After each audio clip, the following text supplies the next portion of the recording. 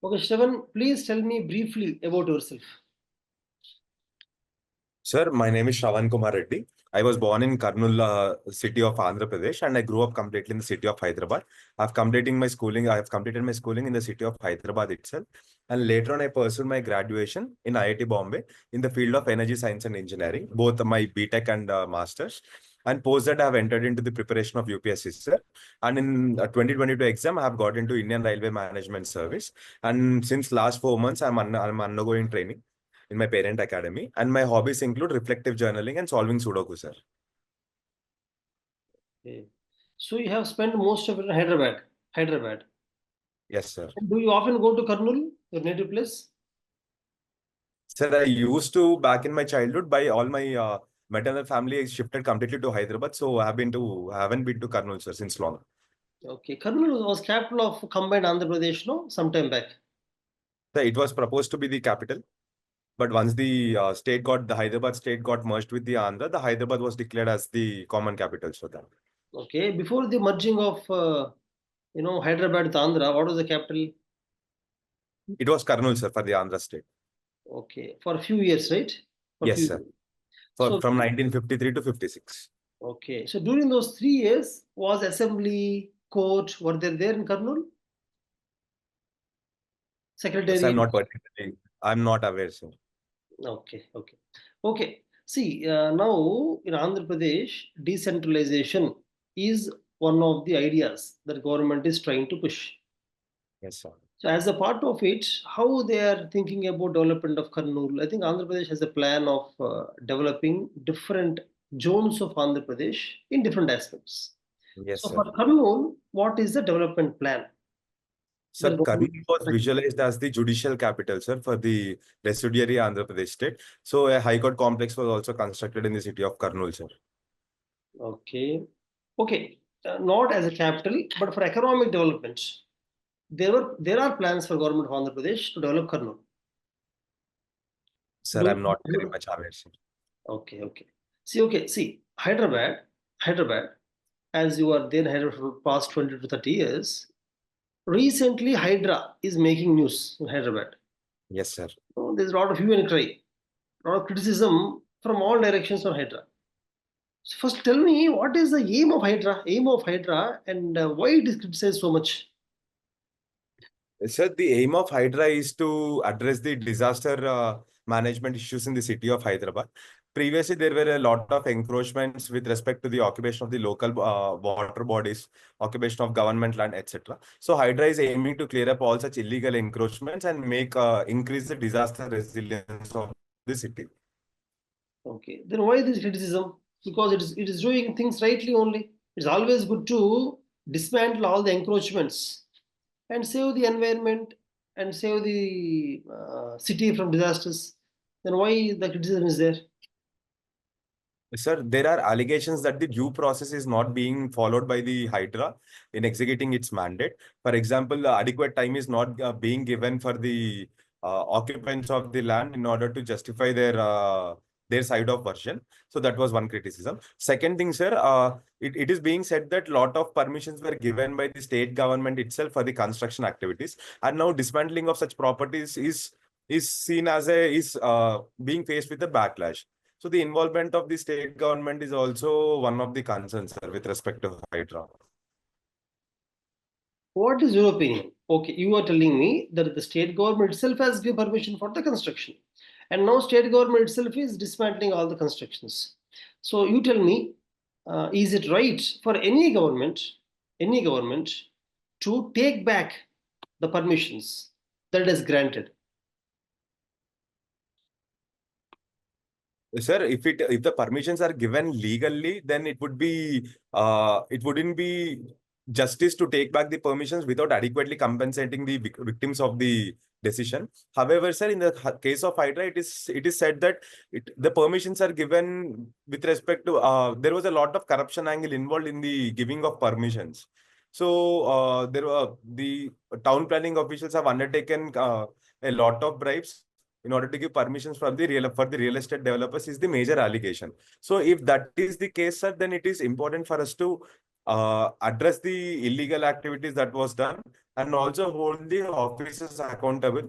And thirdly, sir, it is also important to compensate the victims because there was no genuine mistake on their part. Okay. Now, see here, Shravan, you said something like permissions given legally and illegally. So, is there a separate? Can you really distinguish that this is the permission given by state illegally, and hence this permission is not accepted? This permission is given legally, so accepted. Is there anything like that in the law of the land? So the illegal permissions, in the sense that the lot of safeguards which are established by the state government in order to the policy that is established in the with respect to the grant of permissions were bypassed. So a lot of lake land was declared as as part of construction land and revenue land. So there was a collusive corruption is the major allegation. So if that is the case, then it has to be addressed by majorly taking a committee sort of setup in order to reduce the corruption interface. Okay. Okay. Now you said that lot of land which is designated for the lake. Okay. But most of the lakes have dried up. There is no more water in those lakes for the last 10 to 20 years. In such cases, don't you think government can actually give permission for construction in those lakes? So the topography of the land and also the full tank levels of the land have been changing, especially in the backdrop of climate change as well. So before giving such permissions, a due scientific analysis has to be undertaken with respect to what is the full tank limit of the particular water body. If there is no water available, or historically if it is there is a reduced level of water availability in those particular water bodies, then state can certainly explore giving up permissions in those lands, sir. You said climate change, right? You said Yes, sir. climate change as a reason for drying up of lakes. Is one of the reasons, sir. Okay. Now see, climate change. Can climate change be the reason for increased number of cyclones, frequency of cyclones, and intensity cyclones also? Yes, sir.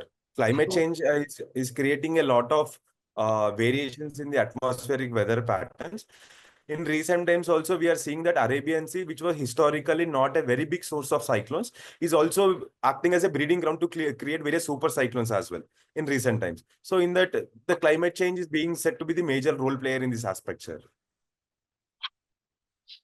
Can you explain the mechanism of how climate change increases the frequency and intense cyclones? So global warming is an integral part of climate change that the world is experiencing today, which leads to the increasing temperature of the water bodies. So the availability of the hot water is one of the precondition for the setting in of cyclone. So it provides adequate moisture for the cyclone to strengthen up. So in this way, climate change is contributing to cyclones. Okay. How does the cyclone gets energy? Where does the cyclone get energy from? The intensity of cyclones vary. So the energy is different energy. So what is the contributing factor for energy of cyclone? Sir, it is majorly from the latent heat that the moisture is holding. So if there is a lot of moisture that is available in the cyclone, the release of that latent energy is what actually intensifies the cyclone, sir. Okay. So climate change may contribute to that, right? Yes. Evaporation. Yes, sir. Okay. See, not only Andhra Pradesh, even Telangana, as the government changed recently, said that in the last decade of the formation of Telangana, development is completely centralized in Hyderabad, completely. Do you agree to the criticism that in the last decade, development mostly happened only in Hyderabad, the capital of Telangana? So certainly the development in and around the region as Hyderabad has grown manifold post the bifurcation. However, government has also been undertaking a lot of initiatives in order to develop other T2 cities, sir. For example, like Warangal, Khammam district, Nizamabad, Karimnagar. So government is taking active interventions. For example, in the recent budget as well, in the recent budget also, the Telangana government is focusing on developing industrial corridor along the Hyderabad and Warangal highway. And the government is also planning to come up with the future city project in the region of between the Srisalam and Nagarjuna Sagar highways as well. So the government is focusing on decentralized development also, sir. You said industrial corridor from Warangal to? Along Hyderabad Warangal highway. Okay. What are the industries in Warangal? Sir? What are the industries situated in Warangal? Sir, at present, Warangal, recently an IT hub has been created couple of years back. That is one industry which is growing. And secondly, a lot of textile parks are also being set up, sir. So a textile-based cluster and a mega textile park. Yes, sir. Okay. So which kind of textiles are produced in Warangal? Sir, Warangal Duris is the famous product of that region, which also holds a GI tag. But apart from that, the majority of the clothes are based on power loom sector, not specifically linked to one particular region. So they are common textile factors which we see in our day-to-day life. Is it most silk or cotton in Warangal textiles? Sir, there are both of them with a dominance towards silk, sir. Which kind of silk? Sir, I'm not particularly aware. Tell me the varieties of silk most famous in Telangana. Sir, Telangana is primarily famous for cotton, which is one of the largest agricultural crop. And with respect to silk, Mulberry silk is also growing in recent times, sir, within the region of Telangana. But is Mulberry the has highest contribution to the silk textiles of Telangana? Mulberry, are you sure about that? Sir, I'm not very sure, sir. I'll have to look into it. Okay. Why textile industry has come up in Warangal? What are the contributing factors? Sir, one thing is the availability of the infrastructure and connectivity to Hyderabad. That was one thing. And the latest textile parks also demand a lot of power as they work on power looms. So the 24/7 power availability has also been one of the factors. Third thing, the idea of decentralized development. Warangal was standing first among all the other parts of Telangana. So the state government, among all the existing cities, Warangal was a relatively well-developed T2 city, sir. So that also acted as an initial, a first mover advantage for the city to attract such investments. Okay, okay. See, Warangal is considered to be the second most developed city of Telangana, right? After Hyderabad. Yes, yes, sir. But the scale is completely different, Hyderabad and Warangal, right? So, Yes, sir. you said that in Warangal, you could think of only textiles as the industry, textile parks. And the IT hub is recently being created in Warangal. So, only Yes, sir. textiles and IT. But then Hyderabad, there are several types of industries.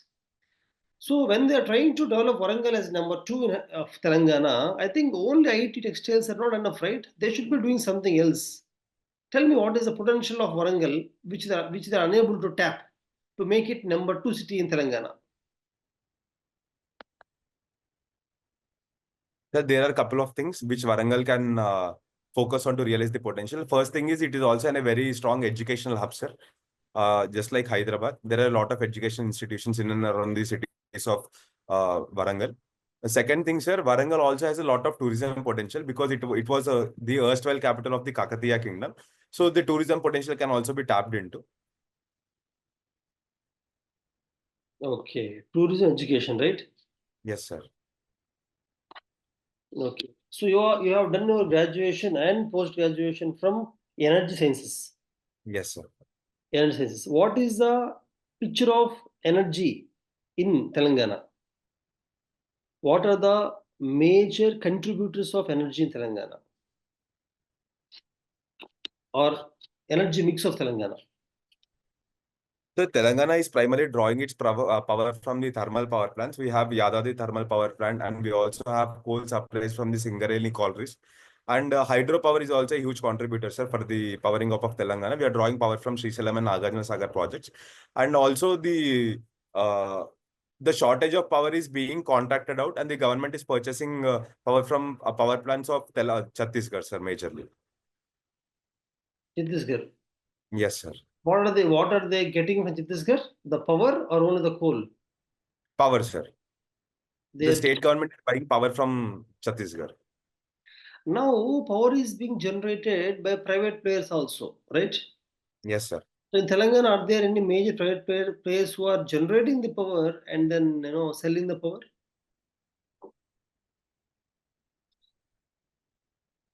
Sir, there are certain renewable energy plants set up by the private players who are contributing to the energy mix of Telangana that I can recall of, sir, right now.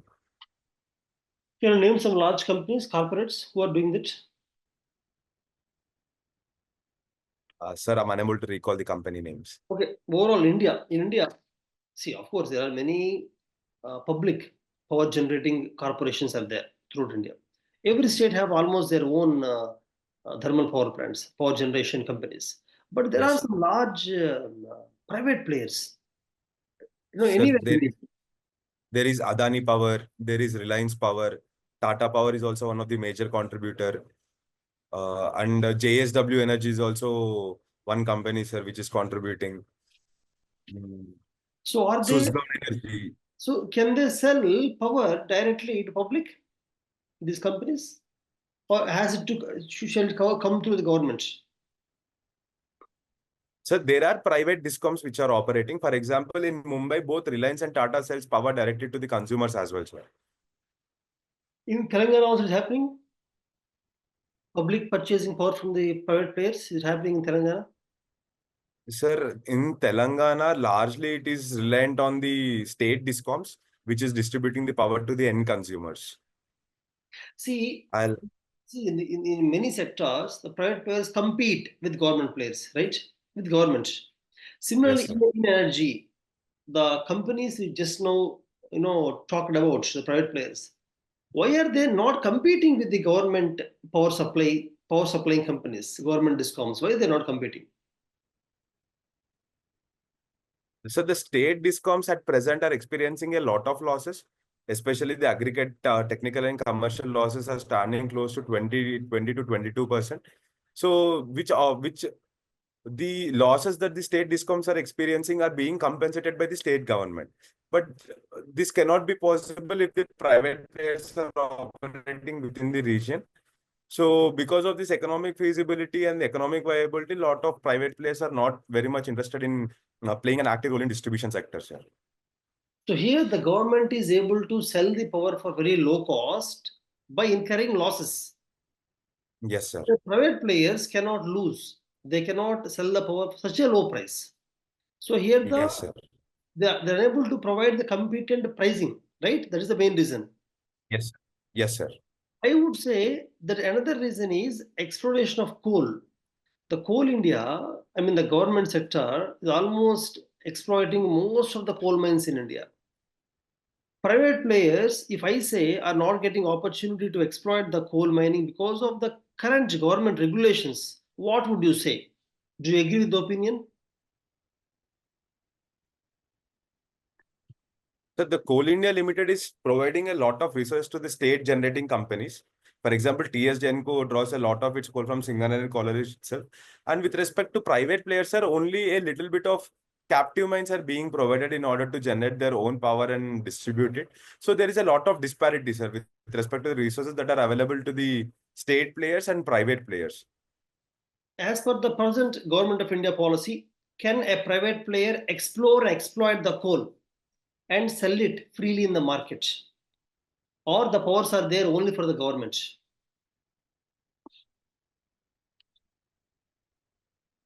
Sir, I'll have to look at the policy, sir. I'm not particularly aware. Have you heard of that? Any private company selling the coal? Just now you told me that private company selling the power in Mumbai. Similarly, have you heard private players selling the coal?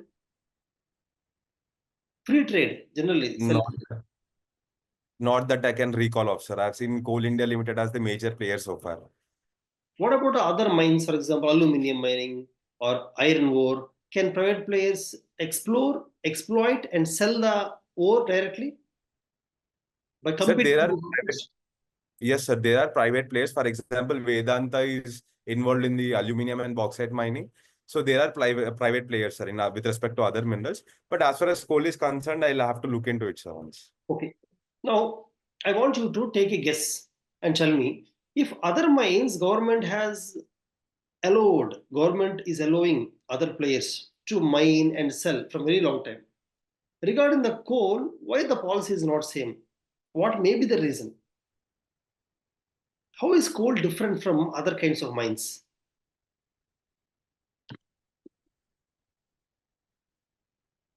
Sir, I do not see a very strong differentiation between coal and other mines. It's just that I'm unable to recall the companies which are currently uh, playing that role of extraction and selling of coal in open markets. So I'll just have to read more about it, sir. Okay, okay. See, now you are an energy science engineer. Have you got opportunity to understand, study, learn the present green hydrogen production capacity in India?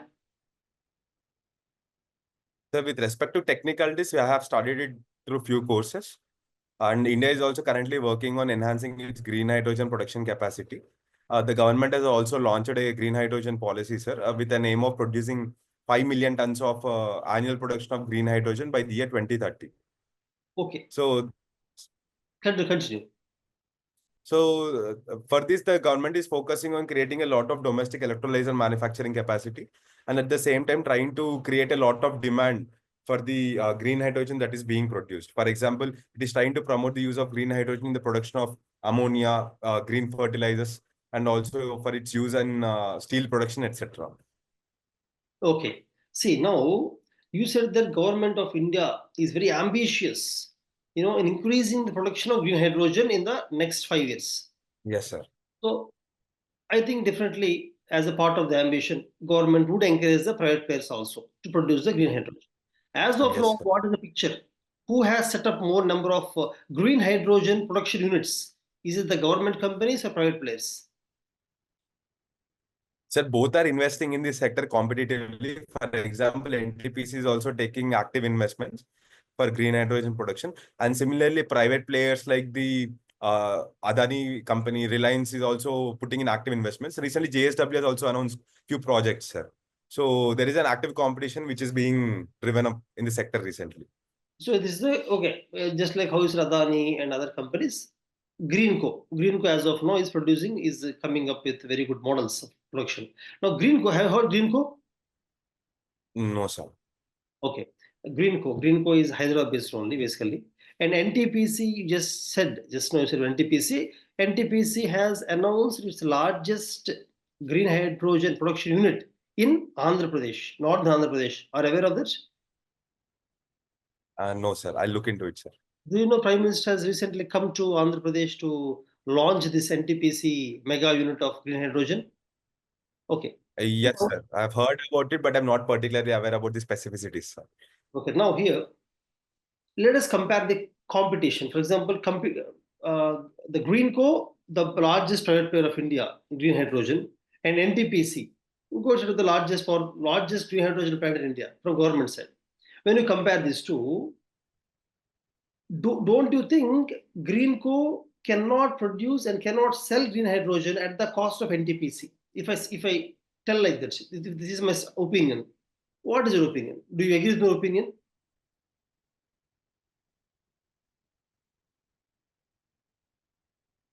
Sir, I think it depends upon a lot of factors. For example, in order to produce green hydrogen, it is essential for us to have the renewable energy power supply. So in that aspect, NTPC has a lot of investments in the solar power plants, which can generate renewable energy for the production of green hydrogen. And so Greenco, in order to rise up to those levels and also compete with NTPC at a competitive cost, it has to focus on the its investments in renewable energy sector as well. So maybe with future investments, Greenco certainly can beat NTPC, sir. Hmm. So here, technology. What is technology presently they're using for production of green hydrogen? Sir, green hydrogen is basically produced by electrolysis of water, and that electricity that we are using has to be produced from green energy sources like renewable energies, for mainly solar and wind. And then can green hydrogen be stored? So green hydrogen can be stored, sir. It has to be compressed, or it can even be liquefied and can be stored. So are they presently storing in India green hydrogen? Sir, the storage at very large proportions is still not available. In fact, that is one of the challenge for the penetration of green hydrogen into the sector, or for that matter, hydrogen energy into the sector. So it has to be ramped up a lot in order for the adequate utilization of hydrogen energy. So at present, the scale is very limited. What is blue hydrogen? Blue hydrogen. So blue hydrogen is where we generate the hydrogen using uh, electricity from fossil fuels, but at the same time, uh, So it is basically done using the steam methane reform process, where we generate both CO and hydrogen energy. So the primary energy supply comes from the fossil fuel, sir. Then what is So the energy, what is gray hydrogen?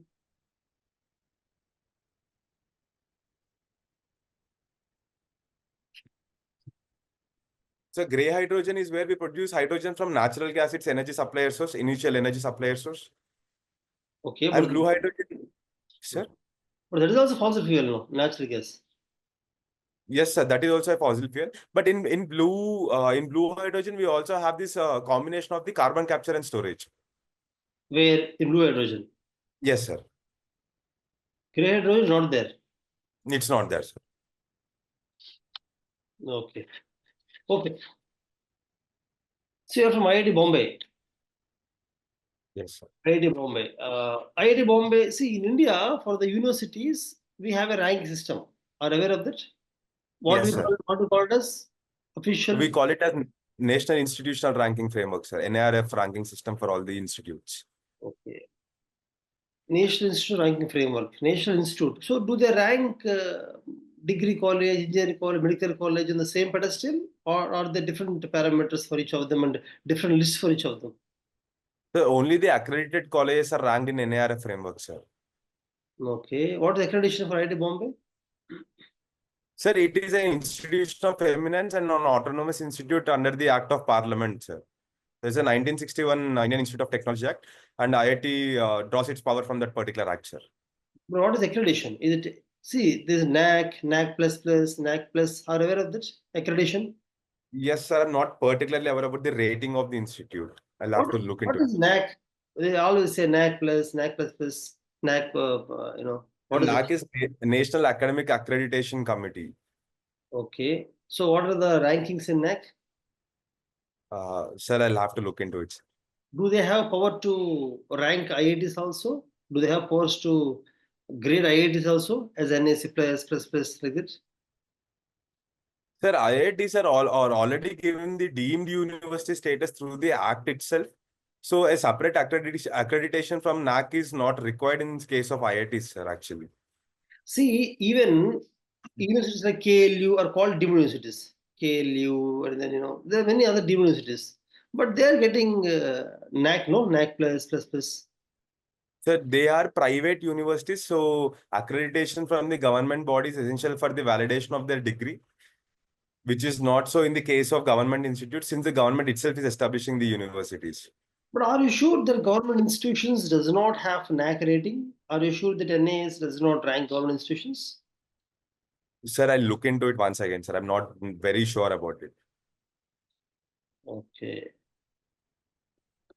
Okay. See, your score is very good in in your graduation. You almost got what is the CGPA? So it's 9.28, sir. I think which is excellent. Generally, crossing 9 in IIT Bombay is not an easy task, right? Yes, sir. So I think academically you are very strong academically. Also, you have done research internship at University of Washington, USA. Yes, sir.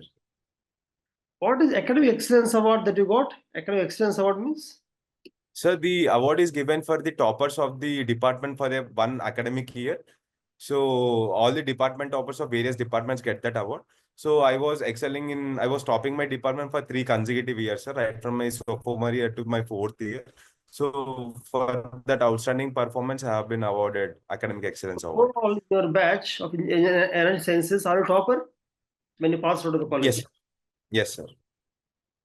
Okay. See, normally people doing engineering IITs are different. People like you who are like toppers of batch, having 9.28 CG, and have done internship at University of Washington also. I think you have done masters. I think Yes. definitely a person like you is expected to go either in the research, or in the core energy sciences field. You work in the energy sciences, but you left everything and coming to a very generalist field, administration field, and you are working for the railways. So why is that you came to railways in administration field by leaving away the energy science profile that you have got, excellent profile you have got? So I think I don't think it's a wrong step taken by you. So during my college years, initially I only had exposure to the fields of being either an engineer or a scientist or a researcher. But during my study, during the due course of time in IIT, I got exposure to the other career fields as well, sir. May it be with respect to consulting, financial services, civil services, etc. So during such career exposure, the profile of a civil servant and the diverse areas in which he works in and the grassroots level contribution that a civil servant does has inspired me a lot. So because of the pull factor of the civil services, I chose to pursue civil services, sir. So I want to know once again, what exactly prompted you to come into civil services? And do you have So the diverse, one second? Do you have a campus placement? Do you have an offer? yes, yes, sir. Which company? Sir, I got placed in a company called Eaton. Okay. What does the company do? So the company, my job profile was particularly pertaining to business development in the energy sector. So it's a core electrical engineering company which was also trying to venture into other green energy initiatives at that point of time. Okay. Okay. You have placement. Okay. Then tell me what strongly prompted you to pursue career in civil services by leaving away all the things you have done. Sir, there were two things, sir, two only prime motivating factors. One was the diversity of job profile, where the civil servant gets to work in various fields. For example, I have the chance to work in the field of energy, or in the Department of Science and Technology, or in the Department of Education, Health, etc. So the diversity was one major important factor. Second thing, sir, the chance to work at the grassroots levels by interacting with the people and solving their basic problems was also one of the inspiring factor for me to choose civil services as a career choice. Have you ever observed how the work happens at grassroots level? I mean, why do you love to work at grassroots level? What inspired you to work at grassroots level? Sir, there are a lot of problems in the country like India, where we have such a huge population. There were issues with respect to basic sanitation, basic education, basic health, etc.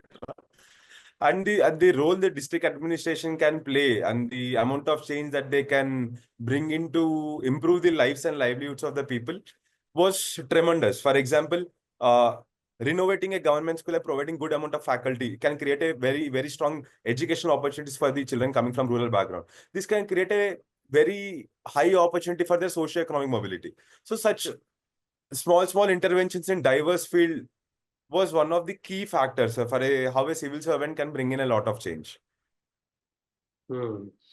Okay, okay. See, with the AI taking over, most of the formal education in the graduation level, post graduation level, particularly Indian way of education, where we remember and write the exams and get good certificates and good marks certificates, may not be really useful in the long term with AI. So there is suggestion from international experts that you have to move on just to take diplomas. You have to take diploma in a particular or get some certain skill or learn something, and then you get onto the job, use AI, and then you can be very successful. There's no need of engineering, post graduations, all these studies. What do you think? So maybe that may be true with respect to certain jobs, sir, but I think developing skills in key fields like the medicine or engineering or with respect to research that will help us improve our knowledge systems going down the lane. So relying completely only on the technical systems like AI as a complete source or a coherent solution for all our problems is not advisable. And instead, if we can use AI, which in order to improve our knowledge systems, drive further research in our own streams, and develop systems which can be much more resilient to tackle challenges of our future, that could and should be the way forward, is what I think, sir. Okay, okay. Tell me applications of AI in energy sciences. So AI can play a very huge role. For example, it can help us uh, in the installation monitoring of smart grids, in for the renewable energy integration into the systems, in order to maintain the grid stability, and also for the energy forecasting for countries like India. And it can also enable us to detect and solve our fault crisis within the grids. So energy system, and it can also play a huge role in energy accounting as well, sir. So energy accounting and auditing. So AI has a very wide application. What is energy accounting? So energy accounting is to systematically analyze the points of energy consumption and also energy generation so that it can enable us to have a track of the energy consumption that we are doing and try to bring in the scales of efficiency wherever possible. Okay. Has AI been deployed in such things already? Sir, in smart grid systems, it is being done, sir. For example, the installation of energy meters in railway locomotives can also be considered as one part of energy accounting system, where the loco is keeping track of the power that it is drawing from its overhead electric lines. So energy accounting is slowly creeping in forward in the energy systems. Okay. Have you got a chance to observe such things? Or is it only theoretical, is studied somewhere? Sir, I got to see the working of net metering and smart metering, and only these the energy meters installed in the locomotives is what my practical exposure, sir, as of now. Okay, okay. You never worked anywhere, no, before railways. No, sir. Railways is the first job. Yes, sir. So right now, are you on job or still training? I'm undergoing training, sir. I have joined training in last December. So it has been 4 months into the training, sir, so far. Presently, where are you getting trained, Sravan? Sir, I'm undergoing training in the Indian Railway Institute of Financial Management in the city of Hyderabad, sir. Where in Hyderabad? Maulali, sir. Okay. So how are you finding railways? Sir? How are you finding railways? Are you enjoying railways? Sir, I am enjoying railways and I'm actually amused by the amount of specialized things that happen in railways and the complex organization what railways actually is. Initially, I used to think that, okay, we are running railway just like a bus. But when I got into the organization, looking at the complex functioning of the system and the complex engineering that is going into the system, I'm really amused by it, sir. Your father is a government public sector. Which organization are you working in? Your Sir, father. my father is working in operations department as a train manager. Railways only. Yes, sir. Okay. So your father might have discussed with you many times about the present problems in the railway system, right? Yes, sir. Especially with respect to operations, he often discusses, sir. Okay. Now you are going to become a railway operations manager. I think the first posting, right, as IRMS. See, possible. Sir, I have chosen Indian Railway Account Service and not traffic service. Okay. Okay. So I'm Account. not directly linked to operations, but with respect to the financial aspect of the organization. Okay. Okay. Tell me, in the last few months of your training in railways, have you observed any major drawbacks, flaws in the railway finances or railway accounts overall? Sir, few flaws are that we are unable to account for the cost of running one single train. That's a very big problem, I think, as far as accounting is concerned of Indian Railways. And second thing, sir, the cost of installation of safety systems, although safety is of the highest priority of the Indian Railways, the cost of installation of coverage system, which we are planning to install, is like extremely costly. For example, it costs almost 50 lakhs to install for 1 kilometer of track and 80 kilometers per locomotive. So it entails a lot of cost. And railways, I believe, is in requirement of a lot of capital expenditure in order to be the future ready transportation system. Okay, 50 lakhs for kilometer, is it true? Is it so expensive? Yes, sir. And you told me that for a single train also you're unable to account the exact cost incurred on a single train. No, sir. So it is because there are many trains running on that single track and many personnel trying to run the system and also create a harmonious function of running of lines and also trains. So it is very difficult to account for the cost of running one single particular train. Hmm. So there is a overall system in which many minor units are running. So the cost of differentiation is getting really difficult. Okay, okay, okay. Do you know PFMS? Yes, sir. What is it? It's public financial management system. of the government through which the government disperses funds to the required entities. The mechanism which is used in PFMS is same mechanism used in railway finances also?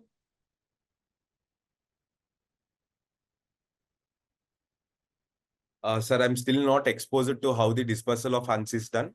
I'll look into it, sir. Okay. Have you got formal training in the last 1 year only on accounts, or you got exposure on the operations, the commercial side, engineering side also? Sir, till this point of time, we are exposed to the basics of railways, of all the departments and how they function. So we have done a railway foundation course for almost 2.5 months, and we are only right now getting into the core training of Indian Railway Account Service, sir. Okay, so you have chosen it. Yes, sir. Okay, now there is a saying that in railways, the enemy of railway employee is the employees from other departments within the railways only. Have you observed it directly in your training in the last 4 months? Sir, not directly by myself, but I got to hear certain experiences from various faculties, where they said that accounts is always one of the they play a lot of negative role with respect to the dispersal of funds. So the engineering departments, they often put up with the proposals for the construction of various assets or acquiring them, and finance department always tries to keep them in check. So there is the competing interest between engineering department and finance department. And similarly, there is also competing interest between traffic department and engineering department as well. For example, traffic department is responsible for running of trains. So they require a lot of assets. However, the engineering departments has their own mandate. For example, they require specific time for the maintenance of their assets for the mechanical engineering department or the civil engineering department to maintain their tracks. So the performance parameters of each department are actually at loggerheads. So it is often creating conflicts here. Okay, so there is no interoperability between various departments of railways, right? No much. So there is, without interoperability, it is difficult for the railways to function. There is interoperability, sir, among all the services, but there are competing interests as well. For example, engineering department is evaluated based on how much amount of infrastructure are they creating. But finance department is evaluated on the parameter how much money are they going to save. So the two parameters are at loggerheads. Okay, okay. I think you identified well. Now, see, in railways, the proposal of IRMS. I think you are selected on IRMS only, no, initially. Yes, sir. Okay. The idea of IRMS is to combine the various departments, right? Yes, sir. So, no, after combining various, why again they're sending you to IRAS and somebody to IRTS? Why like that? If it's IRMS, then why should they take again differentiate? Sir, initially it was thought of that in order to address the siloation problems in the Indian Railways, having an integrated service like the Indian Railway Management Service could be a solution. But once the initiative was brought into, there were practical difficulties, sir, which were found. For example, a lot of candidates who got into the service are from art backgrounds, or there were very few engineers who were working only in the field of electrical engineering stream, and then they do not have exposure to civil engineering or mechanical engineering stuff. So all these fields being very, very highly specialized in nature, keeping in mind the overall efficiency and the safety that the railways has to function into, it again got demerged and the subcadres were allocated for all the people, sir. Okay, now in the demerge, you said that demerge is happening. So, is there still engineering service examination for railways, civil engineers, electrical engineers, or is it completely stopped? Yes, sir. It is starting from 2025 again. And through civil services, the traffic service, personal service, and account service are being recruited. And the engineering services is also being recruited to the engineering service examinations, sir, once again. So, after going on trial for 3-4 years, again they're going back to the same method. Yes, sir. They experimented, but they failed in the experiment. So, going back to the Yes. same method. Yes, sir. Do you think it's better to go back to the same method, or do you have better plan? Because government is trying something, but again going back. This means they failed in the experiment, I would say. What do you say? Sir, with the limited exposure that I got into Indian Railways so far, I found that all the departments are very, very highly specialized in nature and very complex in their functioning. For example, the traffic service and the operational requirement in order to perform their job is very quite different from than that of an engineering counterpart. So having a combined system, I believe it's a very complex thing to do, and with safety as our highest priority and the efficiency as our highest priority, I think it is better to be a separate department rather than an integrated department. Because a person who is functioning in one particular department for initial couple of years has a lot of experience in that particular department. So it is better for us to utilize that experience in that particular department rather than shifting him to other department and having that person to work on streams again. So keeping in the overall efficiency, I think it is better to have a demerge service. Okay. Okay. So you are also for demerger. Yes, sir. You support demerger. Okay. See, in railways, safety is a major concern, and privatization is what government is trying, not for entire railways, but some part of railways. Privatization is what? Privatization, commercialization of railway stations, allowing the railway spaces for branding, through which they can earn some revenue, or the ideas of the government of, ideas of the railways, Indian railways. Now, safety and privatization, can you try to integrate them and tell how safety can be increased by privatization? Is it possible?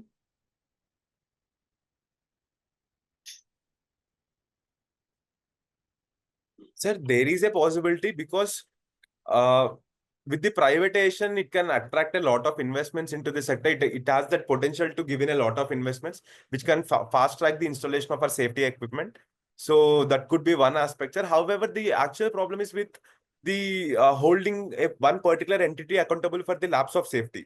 Since railways is a very complex organization, having private players in it can create that conflict of interest between the Indian Railways entity, which is operating trains, and also private parties which are responsible for the infrastructure, if that is happening in the future.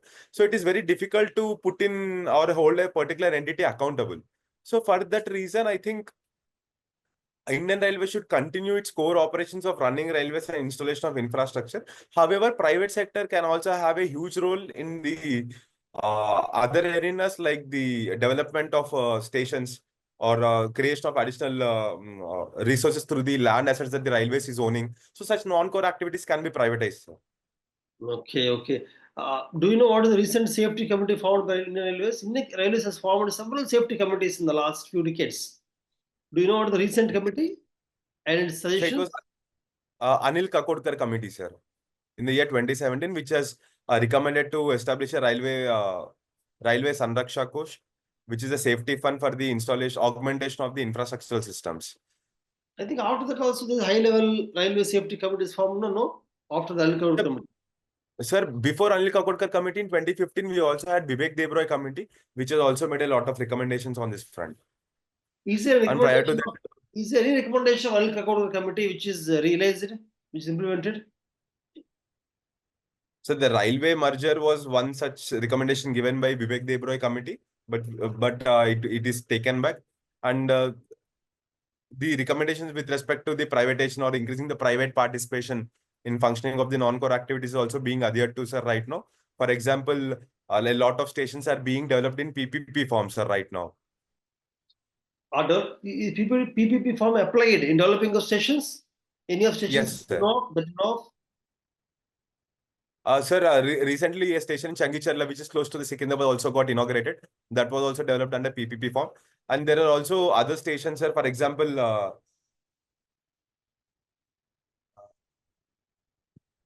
sir, I'm unable to recall the stations' names precisely. I'll look into it, sir, once again. As a part of training, are you taken there? No, sir. It was out of personal interest that I have went and visited the station. Oh, you have gone to both stations. PPP. Yes, sir. Yes, sir. See, PPP. These days, PPP is also coming up. Are you aware of that? Yes, sir. What is it? So initially, PPP used to stand for public-private partnership. It also includes people as one of the P, where it's a public-people-private partnership. So people should also be. Tell me an example for that.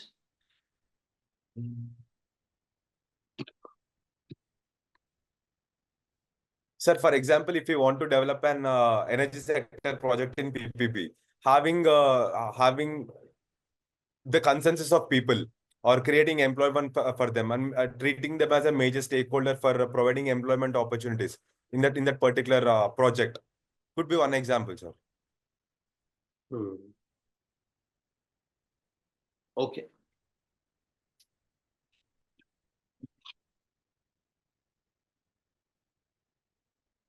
One of your hobbies you mentioned is journaling. Reflective journaling. Yes, See, sir. journaling means journaling means according to what? What is journaling? So journaling is where we put in a systematic way of putting our thoughts with respect to the goals that we are setting for ourselves or the events that we are experiencing or the interactions that we have had with our counterparts. So it's basically the reflective journaling entails to what our experience has been and what are the takeaways for us from that particular event or a situation. Tell me the recent piece that you wrote as a part of your hobby, reflective journaling. If you can share. Sir, recent journaling was about the interaction with JL Singh sir, who was erstwhile a retired officer from the Indian Railways Mechanical Engineering Department. He is heading a rail enthusiast society. So even after retiring, the amount of interest that the sir has undertaken with respect to the rail systems and with respect to the history of railways, that was a very pleasant and a splendid interaction. So sir has taken a session for us at the RIFIM. So I was amused by the passion with which sir was working, taking time out of his own life to pursue his passion and the amount of effort that is putting into explain all these things to the newer officers. So it was one of the inspirational interactions that I had. So that was my recent penning down, sir. Okay, so can you contribute to the society as a part of railway, as an employee of railways? Can you contribute there? Sir, railways has a lot of contribution to the for the national development and for the upliftment of the society. No, no, no. You said that Jail Singh. Jail Singh. JL Singh, sir. Okay, JL Singh has started a railway enthusiastic club, right? Railway Enthusiast Society. Society. Can you Yes, contribute to that society by while being an officer at railways? yes, sir. So that is we can go for taking up conferences in that particular society. We can contribute to the writing of newsletters. Actually, I'm planning to write a newsletter for the society, sir. Once I'm done with the interview, maybe I'm planning to write a newsletter for the society. Good, good, good. So, see, are you following what is happening in Ukraine? Yes, sir.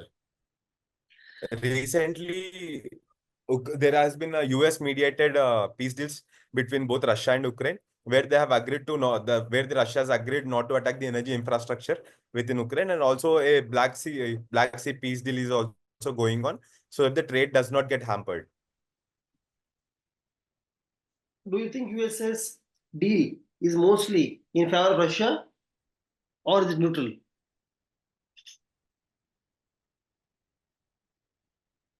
Sir, looking at the outcomes and with the amount of land that Russia currently has, it's under control. I think it may be. I personally feel that it has benefited Russia to an extent, but it is also preventing Ukraine from undergoing a potential future damage as well. Is what I'm thinking, sir, at this moment. What is India's stand? Sir, India wants the dispute to be resolved through dialogue and diplomacy, where the countries can sit down together and understand each other's concerns, and they can respect their mutual sensitivities and take a future course of action.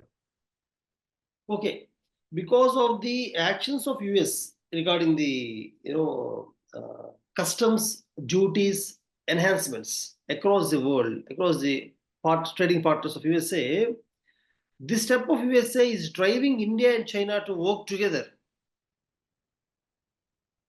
Yes, sir. Is it true that India and China are working together recently? Sir, recently, in the backdrop of reciprocal tariffs that are going to set in on April 2nd, India is also looking to enhance its economic partnership with China also. For example, it is trying to promote FDI investments from China, allowing through few Chinese apps to work in India, and also promoting trade in merchandise. In recent times, India is exploring that opportunity, sir. What are the Indian products mostly exported to China?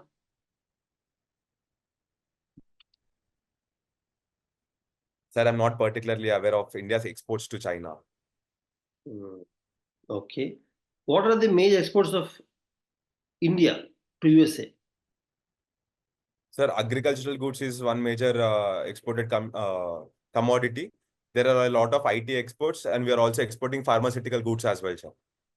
See, the agriculture exports from India to USA are not really charged so high. I mean, the customs duty is not so high. The import duties are not so high from USA side.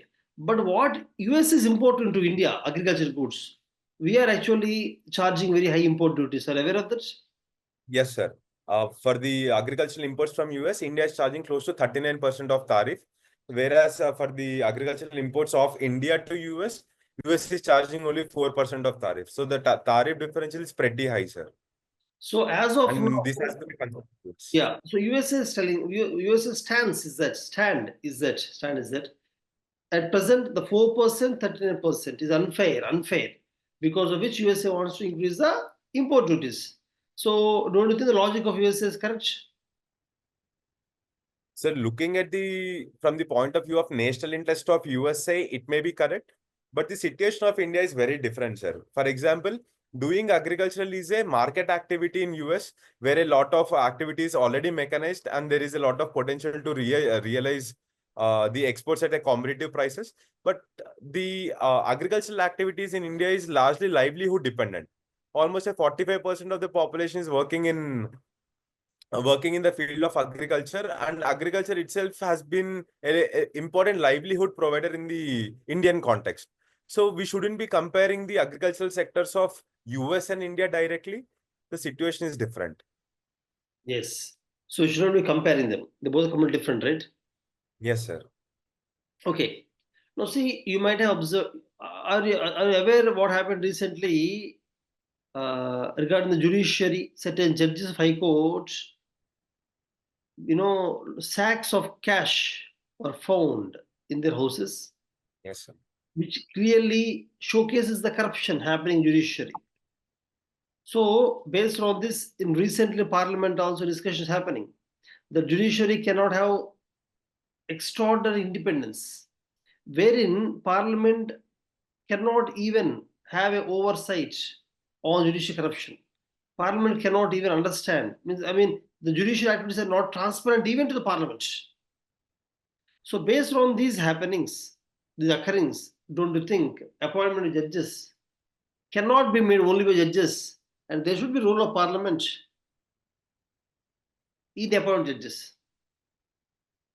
Yes, sir. I strongly believe that India works on the principle of checks and balances, and having a say for the executive and the legislature in the appointment of the judiciary is of utmost importance. And even the National Judicial Appointment Commission Act was envisaged in the year 2014, which seeks to address this issue. And in this light of increasing judicial corruption and the lack of judicial accountability, it is essential for us to get back to that legislation and try to implement where a legislature and executive also has a say with respect to appointments in higher judiciary, sir. So, higher judiciary, Parliament should be playing a role, right, in appointments. Yes, sir. Yes, sir. Parliament in the sense, who in the Parliament? Sir, for example, we can have the National Judicial Appointment Committee envisages that there has to be law minister within the appointment commission, and also two eminent persons which will be decided based on a committee. So in that sense, we can have a leader of opposition also as a member of such commission to represent the parliament as well, apart from the government. Okay. Okay.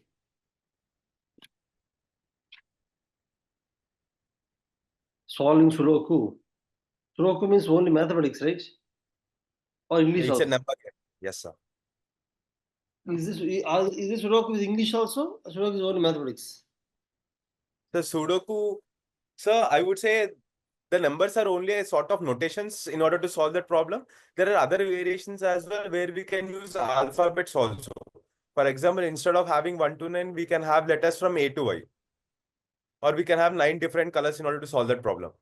So Okay. numbers are only a denotion for solving that puzzle, sir. So have you solved any Sudoku without having numbers? No, sir. My primary solving of Sudoku has been restricted to numbers so far. Hmm. Hmm. Have you participated in any of the Sudoku competitions, No, nationally, sir. state level? I pursued Sudoku only as a personal hobby, and I did not compete in any competitions. Okay, so you opted this time only for 4 services. 6, sir. Yeah, 6 services. IAS, Yeah, IAS, okay. IF, Okay, in the trade service also. No, no. Indian Revenue Services Customs, Indian Revenue Services IT, Yeah, and IAAS. not account, not account. So you don't want to go to any service other than this, right? No, sir. Why do you prefer oil service above railway service? Are you unhappy with railway service? Sir, I'm actually very, very happy with the service that I'm currently in. But during the time of filling of DAF, we had this uncertainty of whether the service will get demerged or on the parameters on which the subcadres will be allocated. So because of that uncertainty, I chose to fill up 6 options. Okay.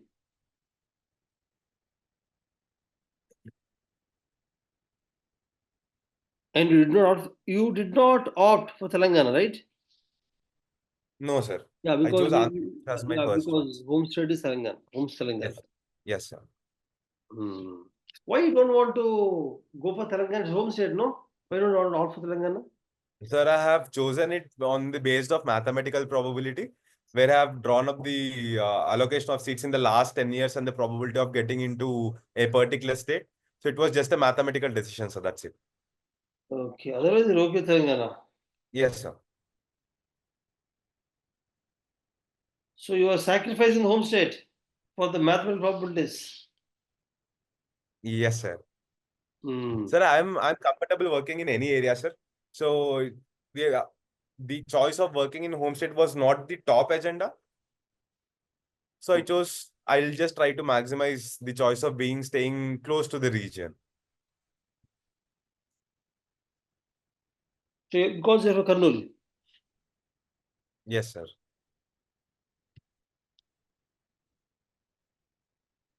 Okay. Okay. My last question to you, Shravan. Sir. The name Shravan has some context in the Indian mythology or whatever, right? Do you know Yes, Shravan? sir. What Yes, is sir. So Sravan is a character in the epic Ramayana who is famous for carrying his blind parents on his shoulders. So it was him who the Dasharatha has shot, and the Dasharatha had to face a curse from his parents, saying that you will experience the same sorrow of losing a son as we did. So that curse has actually resulted in Rama going into the forest areas, leaving Dasharatha. Hmm. Okay, Shravan. So I think you also are taking good care of parents. Yes, sir. I hope so, sir. Tell me some laws present in India to punish those who are not taking care of their parents. Sir, there is one act called as Maintenance and Welfare of Senior Citizens Act, which entails a legal responsibility on the kids to take care of their parents. And if they're not doing so, there are both financial and the judicial penalties of imposing both fine and imprisonment. Are you aware of any such cases filed in the judiciary, in the courts, by parents that their children not No, taking sir. care of them? Not so far, sir. Why I'm in not. India, why in India parents generally do not file case against children? Sir, in India, parents always have that amount of loving attachment towards the children, so much so that even if they do wrong, they'll try to forgive them as much as possible. So they do not want to punish their children for the wrongdoings that they are doing. So this could be one reason.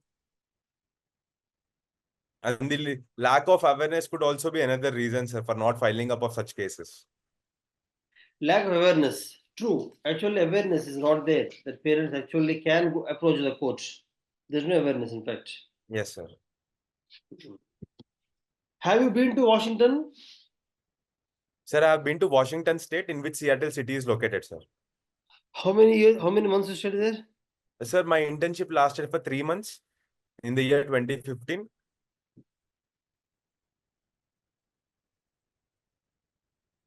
So you are not happy with US because you could easily have got job in US, right? Yes, there were adequate opportunities, but I just like India more. I wanted to stay back here, so I just returned, sir. Okay. And say all this? Why you play cricket? IIT Bombay has many sports, no, to play. Very large grounds are there, opportunity. Why cricket? Why everybody playing cricket only everywhere throughout India? Cricket, cricket was a childhood interest. I grew up watching Sachin Tendulkar play on my television screen. So I also took a formal coaching in cricket, sir, until my 12th class. So it came as a genuine hobby. Oh, okay, okay. Okay. Any other sports trade in IIT Bombay? Other sports trade? Sir, I also used to play a little bit of badminton, sir, from time to time. Even I'm pursuing that sport even now, right now in railway training as well, sir. Oh, still play badminton, Yes, sir. but you stopped the cricket. No more Yes, playing sir. cricket. So it's getting increasingly difficult to play cricket because finding so many players, like we need 22 players to play a full-on game, Yeah. and that's increasingly becoming difficult in recent times. So the last time I played cricket was in Iritim Institute in Lucknow, where I had that opportunity of having 22 players. Oh, you played Lucknow. Yes, sir. How many runs you scored? So my highest was 43, and I fared far better in my bowling than batting, sir, in Lucknow. Are you a bowler basically? Sir, I am an opening batsman. Oh, okay, okay. But you can bowl also. Yes, sir. Okay. When you bowl, spin. You do spin, right? Sir, I am a medium pace fast bowler, but I also can spin, but pace bowling is my primary thing, sir. Okay. Certain pitches do not support spinning. Do you know that? Yes, sir. And certain pitches favor spinners a lot. Yes, sir. Give me the difference between the pitches. Which kind of pitches favor the spinner? Which kinds do not? Sir, this spinning is primarily, it primarily depends upon the amount of friction that the pitch is offering. For example, if the pitch is more cracky and more rough, it has that potential to give a high amount of spin. But Hmm. if the pitches are grassy and very, very flat, it's really difficult to get turn. And it also depends upon the conditions of the ball as well, sir.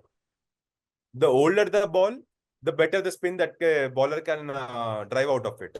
So generally they do tampering of ball. Is tampering of ball done for better spinning? So it certainly increases the frictional aspect of the ball, and it is done not just for spinning, but also in order to get the reverse swing in the fast bowling as well. Okay. Who is your favorite spinner? Shane Warne, sir. Oh, he's called the magician of spinning, right?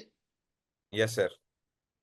Who has taken highest wickets, Shane Warne or somebody else? Which spinner global has taken highest wickets in ODI and Test combined?